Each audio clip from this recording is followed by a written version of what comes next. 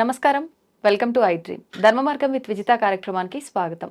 ప్రస్తుతం మనతో పాటు ఉన్నారు ప్రముఖ జ్యోతిష్య వాస్తు పండితులు, లలితా ఉపాసకులు శ్రీ శ్రీ శ్రీ నానాజీ పట్నాయక్ గారు. ఇప్పుడు వారితో మాట్లాడదాం. నమస్కారం గురుగారు. శ్రీమాత్రే నమః.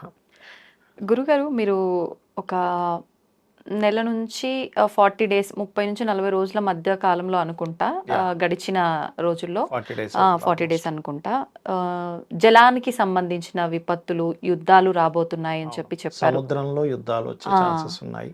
అంటే సైన్యం మీద దాడులు, సముద్రం మీద ఉండేటువంటి వాటి వల్ల కొంత ఇబ్బంది, జల సంబంధంగా కొంత ఇబ్బందులు వస్తాయని ఆల్రెడీ 40 డేస్ అవుతుంది ఆల్మోస్ట్. అవును. ఏంటి అసలు నిజంగా అలాంటివి జరిగే అవకాశాలు ఉన్నాయా? ఇంకా ఇప్పుడు ఎలా ఉండబోతోంది? ఇంకా ఎలాంటివి రాబోతున్నాయి? ఒక్కసారి దాని గురించి. తప్పకుండా అమ్మా. ఇప్పుడు మనము ముండేన్ ఆస్ట్రాలజీ అని ఉంటుంది, అంటే మైథుని జ్యోతిష్యము అంటారు. ఓకే. ఆ మైథుని జ్యోతిష్యం కుంటే ఇదేంటంటే ఏ ప్లానెట్స్ ఎక్కడుంటే ఎటువంటి ఫలితాలు ఇస్తాయని ఉంటుంది. మనం దాన్ని ఆధారం చేసుకొని మహర్షులు అందించిన గొప్పతనం మన గొప్పతనం ఏం లేదు, 0% మనది.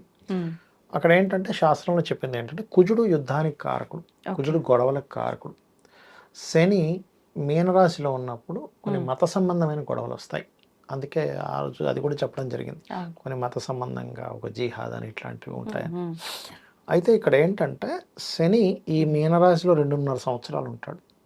ఈ 2.5 సంవత్సరాలు కొంత జాగ్రత్తగా ఉండాలి పర్టికులర్గా. ఇప్పుడు పర్టికులర్గా పెద్ద యుద్ధం అనేటువంటిది పక్కకు పెడితే అవతల వాళ్ళ స్థావరాలని ఈ ఇండియన్ వీళ్ళు ధ్వంసం చేయడం ఖచ్చితంగా జరుగుతుంది, అందులో ఎటువంటి డౌట్ లేదు. భారత సంబంధించినటువంటిది. ఇక్కడ ఇంకొక విషయం ఏంటంటే ఎప్పుడైతే ఈ శని రాసుల్లో ఇది ఉన్నాడో, మన లాస్ట్ మనకి మంగళవారం నాడు అది జరిగింది పెహల్గాంలో.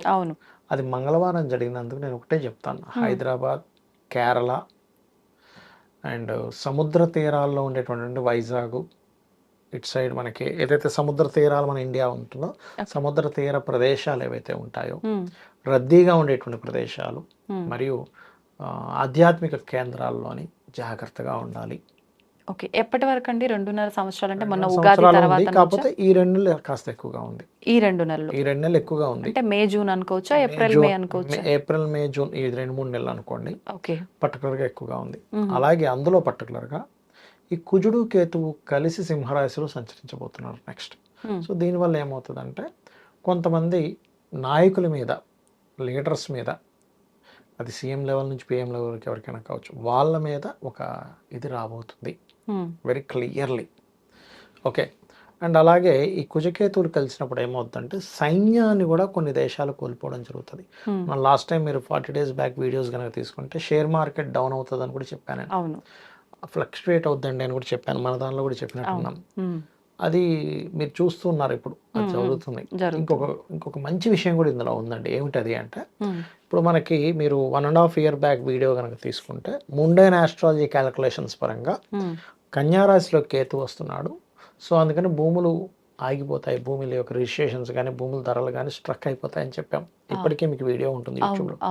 అది ఎందుకంటే అదేదో మన గొప్పతనం కాదండి, సిన్సియర్లీ మనం మహర్షులు చెప్పిన గొప్ప విద్య అది. మహర్షులకే ఈ క్రెడిట్ అంతా వెళ్తుంది, మనకు అసలు 1% కూడా రాదు. మనం ఏదో అక్కడ ఏదో తెలుసుకొని చెప్పుకున్నాం ఇవన్నీ కూడా.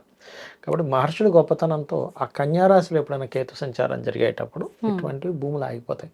కానీ ఎప్పుడైతే మనకి జూన్ నుంచి కేతువు మారుతున్నాడో మళ్ళీ హైదరాబాద్ కావచ్చు, కొన్ని నగరాల్లో కావచ్చు, కొంచెం భూముల రేట్లు పెరుగుతాయి. ఓకే.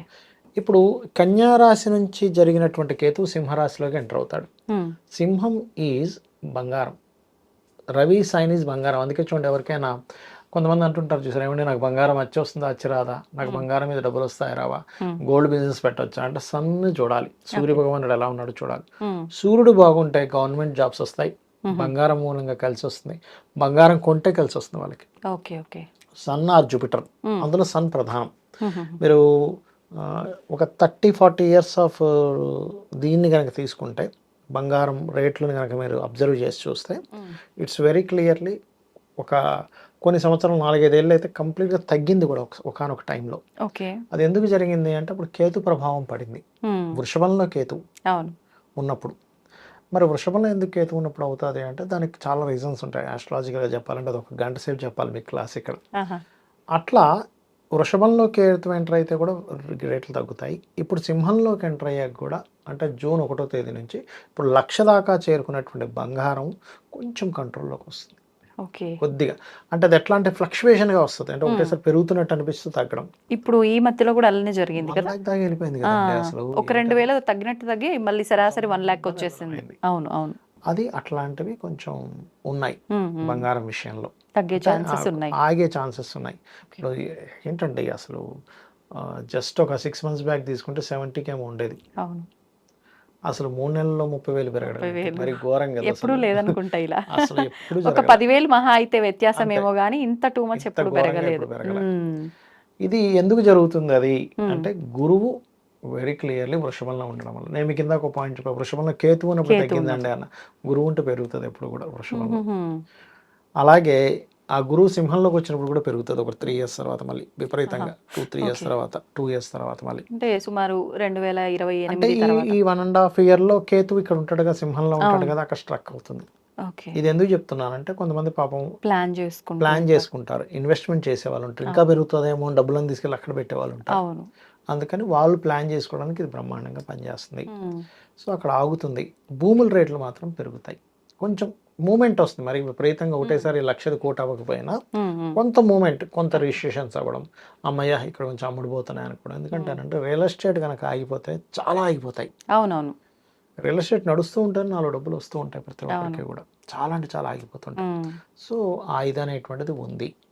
అయితే నేను చెప్పేది ఒకటే, ఈ 2-3 నెలలు పర్టికులర్గా రద్దీ ప్రాంతాలకి కొంచెం ఈ టెంపుల్స్ లేకపోతే కొంచెం సముద్ర తీరాలు, ఏ ప్రాంతాల్లో ముఖ్యంగా హైదరాబాద్, కేరళ, విశాఖపట్నం, కొన్ని సముద్ర ప్రాంతాల్లో ఉత్తర భాగాలు ముఖ్యంగా, ఇప్పుడు హైదరాబాద్కి ఉత్తర భాగం ఎటు వస్తుందో ఆ ప్రాంతాల్లో చాలా జాగ్రత్తగా ఉండాలి. బికాస్ ఆఫ్ ఒకసారి మంగళవారం మీకు జరిగినటువంటి సంఘటన మళ్ళీ రిపీట్ అవుతుంది, మంగళవారం మారు కోరుతుంది అంటారు. ఓకే, అందుకని ఈ విషయంలో చాలా చాలా చాలా కేర్గా ఉండాలి జనాలందరూ కూడా. అది మెయిన్గా చూసుకోవాలి. ఇంకొక రెండో విషయం ఏంటంటే పర్టికులర్గా మీకు ఎవరైనా బయటికి వెళ్ళేటప్పుడు మరి ఇట్లా ఉందండి ఏమిటి రెమెడీ అంటారు. అవును, 2 విషయాలమ్మా ఇక్కడ. దక్షిణామూర్తి స్తోత్రం ఒకటి, రెండవది ఏమిటి అంటే దత్తాత్రేయుడిది, కాలభైరవుడిది.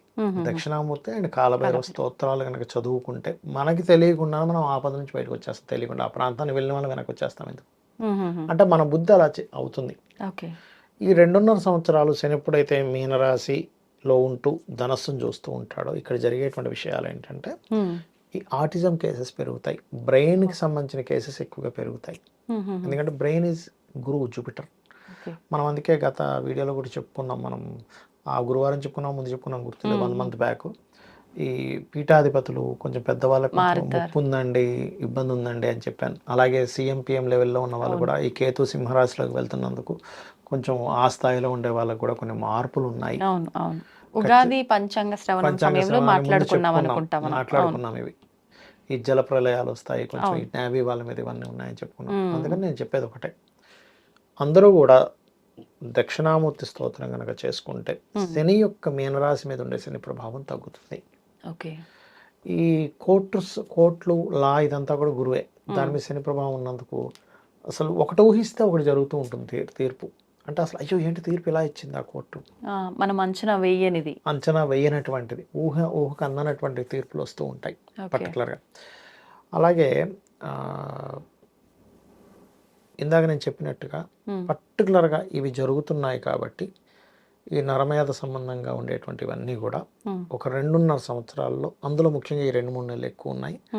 ఎంతైనా సరే ఈ 2.5 years కొంచెం జాగ్రత్తగా ఉండాలి, మత సంబంధమైనటువంటివి ఎక్కువగా ఉంటుంటాయి. సో గవర్నమెంట్ కూడా ఎక్కడెక్కడైతే ఇలాంటిది ఉంది అనే దగ్గర కొంచెం సెక్యూరిటీ పెంచడం ఇట్లాంటివి ఖచ్చితంగా చేయాలి. లేకపోతే ఏమవుతుందంటే దాని ప్రభావం అనేటువంటిది ఇంకో రకంగా. ఎందుకంటే మొన్న మనం చూసాం ఎంతమంది అసలు. అందులో మరొక నాకు చాలా ఆశ్చర్యకరమైన విషయం ఏంటంటే అంత ఘోరమైన విషయం జరుగుతాయి, కింద కొంతమంది కామెంట్లు పిచ్చి పిచ్చిగా పెట్టడం. ఎంత బాధ వేసిందంటే పాపం ఒక స్త్రీమూర్తి భర్త చనిపోయాడు కూర్చొని ఉంటే ఆమె నెక్స్ట్ టెర్రరిస్టులు కలిపి భర్తను చంపేసాడని పెట్టాడు. ఎంత ఘోరమైన అసలు ఇలాంటి ఆలోచనలు అసలు ఏంటో అర్థం కాదు. ఇప్పుడు పెడతాడు ఎలక్షన్స్ వచ్చాయేమో ఇంకా రాలేదు కదా అని పెడతాడు.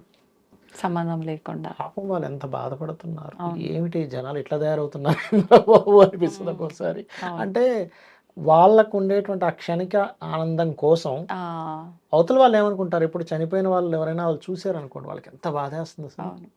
ఆ అమ్మాయి ఆ మెసేజ్ చూస్తే పరిస్థితి ఏంటి ఒకసారి అవును. ఆలోచించండి. మనకే ఇంత ఇదొక బాధ వేసింది, పైశాచిక ఆ ఆనందం. పైశాచిక ఆనందం. నిజంగా అంటే ఇలాంటి వాళ్ళు ఉన్నంత వరకు ఈ సమాజం అసలు బాగుపడుతుందని కొంతమంది ఉన్నారమ్మా, అనుకోలేమేమో. అంటే ఎట్లా అంటే ఇండియాలో ఉంటూ పాక్ ప్రేమికులు ఉన్నారు, ఆ, ఆ, పాకిస్తాన్ ప్రేమిస్తుంటారు. అదొక విచిత్రమైన అవును. ధోరణి.